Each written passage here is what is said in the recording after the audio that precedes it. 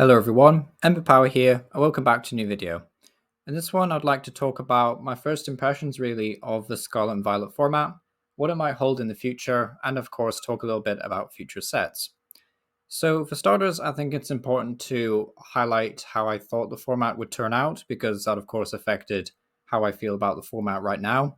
So I think going into the release of Scarlet and Violet, to be perfectly honest, I don't think I had the greatest outlook on the format because I'd sort of just drawn the conclusions that there would only be a couple of very competitive decks, i.e., just 3 or 4 decks.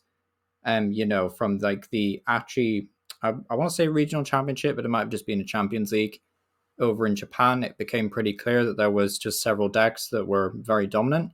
Those decks being Mew, Lugia, Lost Zone, and then a little bit of Gardevoir sneaking in there. So, all this hype around all these new EX Pokemon was kind of just like, well, seems a bit lame, really, that we're all anticipating rotation to get away from stuff like Lugia. And then it just turns out it's kind of like more of the same, if not slightly less, and just some other stuff swapped in, like Gardevoir. So that was kind of like my pre-rotation thoughts going into Scarlet and Violet. And then the set releases, and then all the cards become available, and, we start to see some differences with our format compared to Japan's.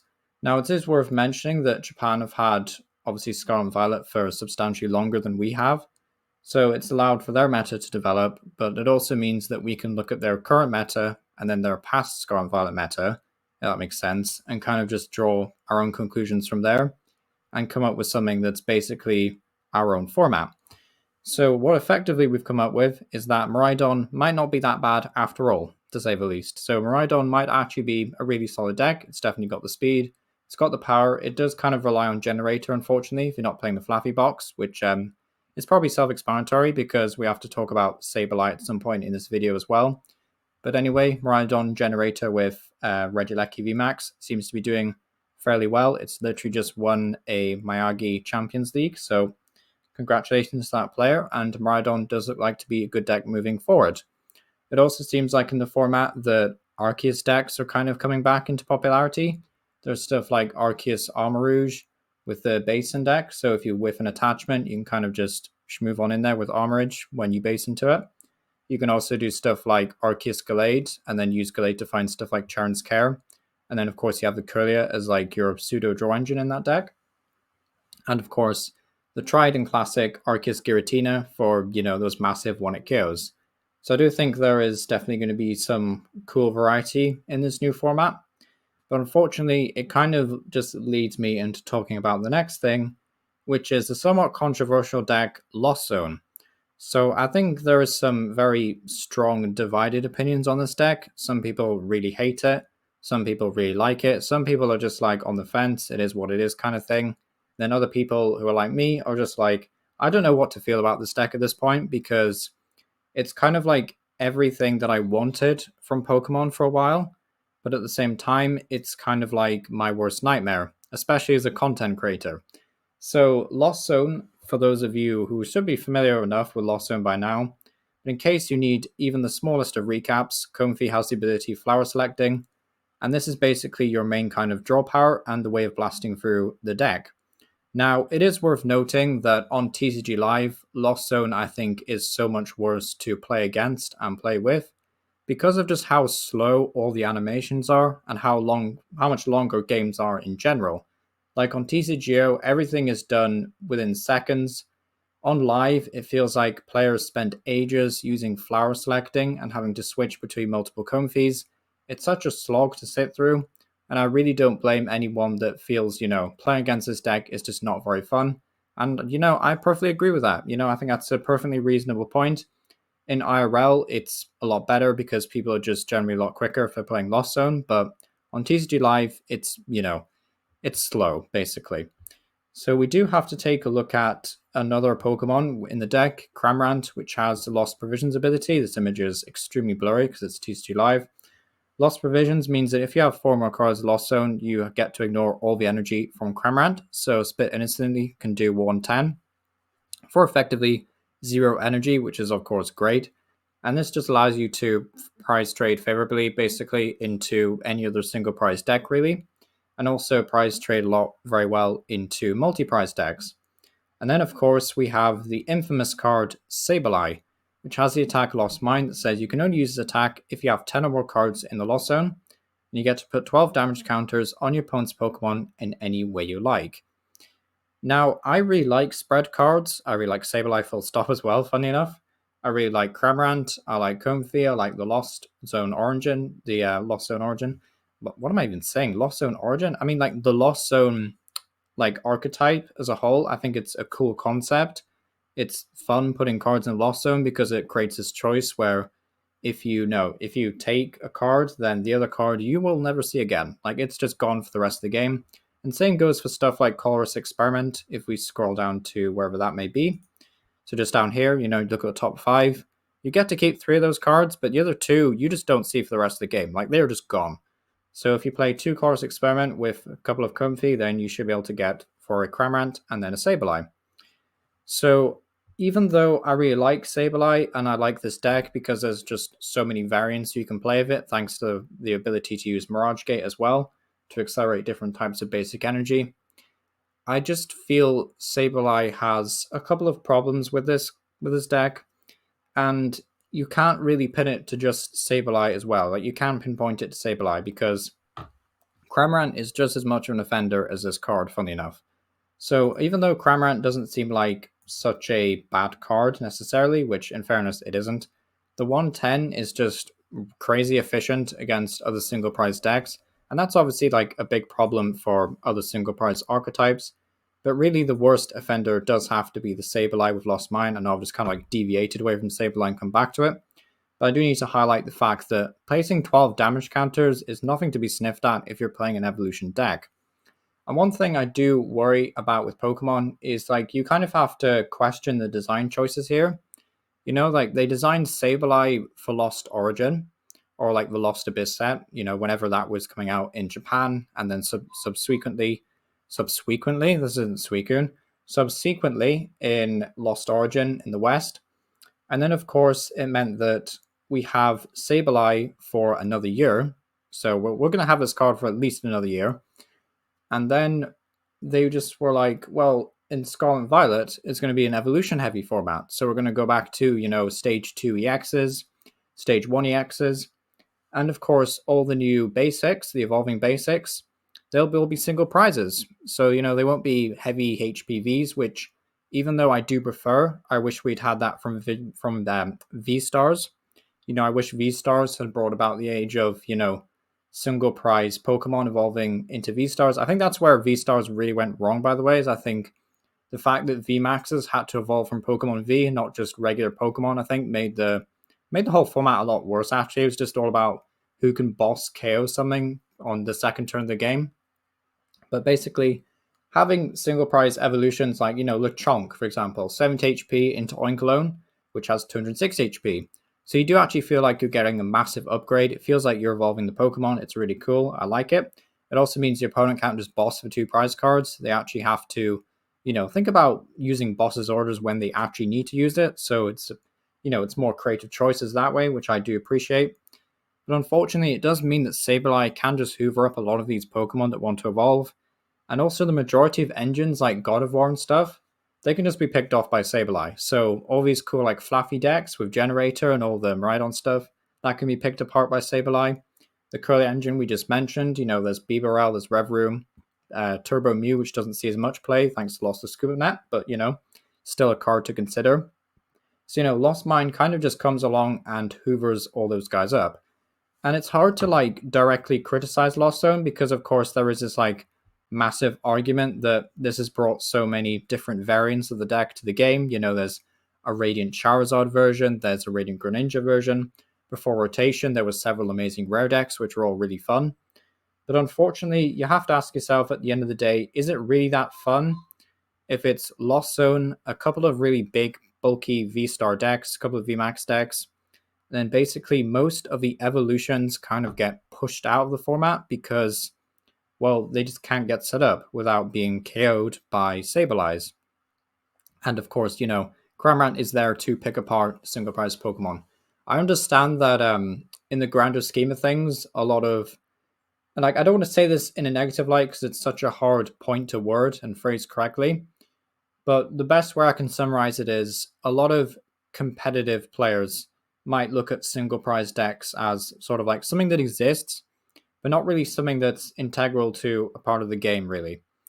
Whereas if you look at the casual side, a large part of casual Pokemon TCG is single prize Pokemon. You know, they're very fun. A lot of the decks are very creative. They're very cool. I mean, just look at Dondozo, Tatsugiri, or Wugtrio. You know, they're very fun decks. They're not always very consistent, but they are pretty fun. Stuff like Sableye really just says no to all that stuff. And even though Losso and Sableye, you know, this deck might be taken in high regard at the top tables, and, you know, saying that the deck has a ton of deck variety, that's really cool. And yeah, you know, it has its merits, that's fun. And at the same time, the deck is really fun to play.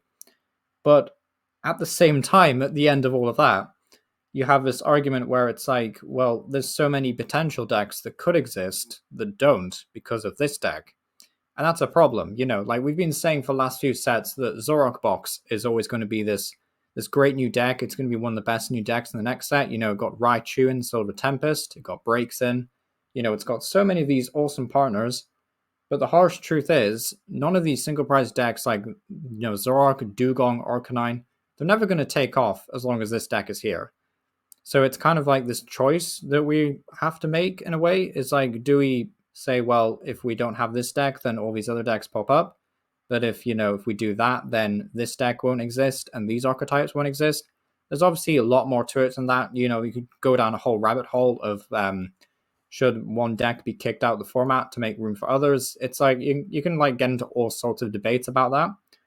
But at the end of the day, one of the biggest concerns for me is not necessarily what this deck pushes out the format currently, but what it pushes out further down the line. And that's a really big point to make because I've just seen the sets for Snow Hazard and Clayburst for the just revealed last Friday.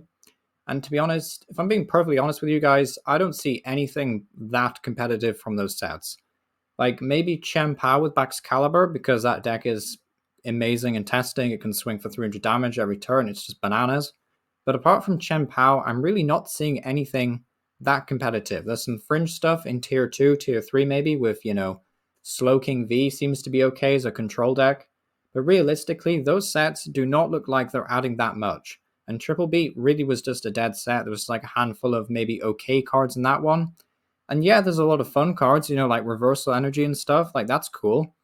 But at the same time, if we're going to be in a format that is just very similar to the one we have now, then that means this deck, like this competitive deck, is basically going to be around for the foreseeable future until we see some sort of counter or some sort of counterplay for it basically develop. Because what we're going to have right now is the current Scarlet and Violet format with a lot of Lost Zone.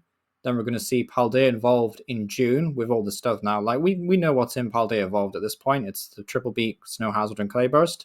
So, you know, we'll see all of that by June. And then if it's the same format, then it's going to be the whole of summer with this deck as potentially BDF until about August, which is a bit scary, to be quite frank. It is a bit scary because this deck is seeing consistent play, consistent good play as well, since the Lost Origin format began, basically. So it's just kind of like a bit of a worry, I think, in my part. And I know some people will say, you know, I'm just naysaying, or, you know, it's a bad take, or, you know, if this deck adds so much to the game, it's very creative. And, you know, I will say this about this deck. I would rather this did well than Lugia, believe it or not, because I think Lugia is just such a broken card. Like, it was just so poorly designed. And a lot of people, I think, can pick up Lugia quicker than they can pick up Lost Zone. And Lost Zone does require good players to do well with it.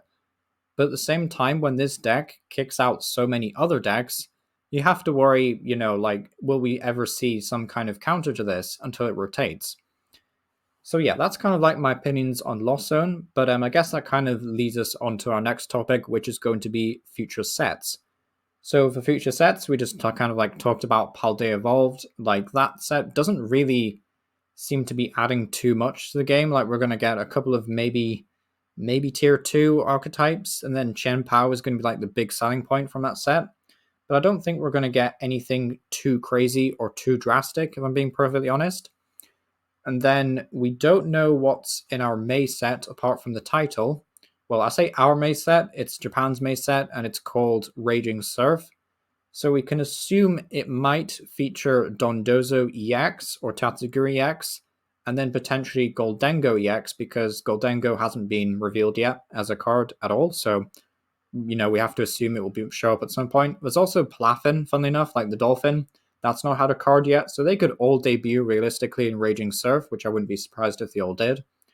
So we have that set in May for Japan. So with sets being revealed usually a month before they release in Japan, basically at the end of April, we will start to see more set reveals, which is crazy to me because it means that we'll start to see reveals for our third Scarlet and Violet set before we've even got the second one, which is wild. But yeah, that's something to consider.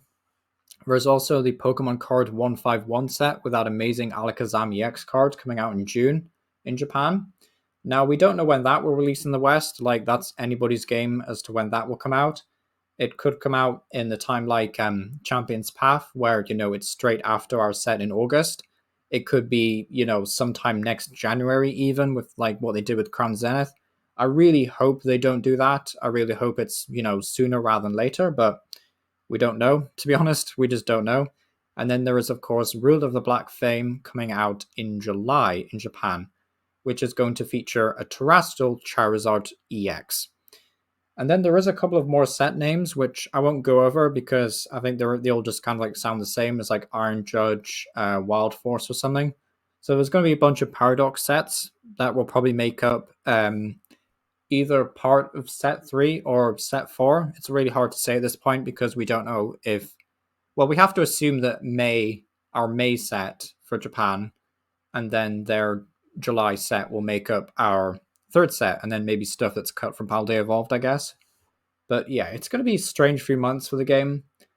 And, it's all kind of like loops back to the format, and will Lost Origin remain dominant? Lost Zone, I should say. Because, when I'm like recording a video for these decks, I basically have to play Russian roulette on the ladder right now.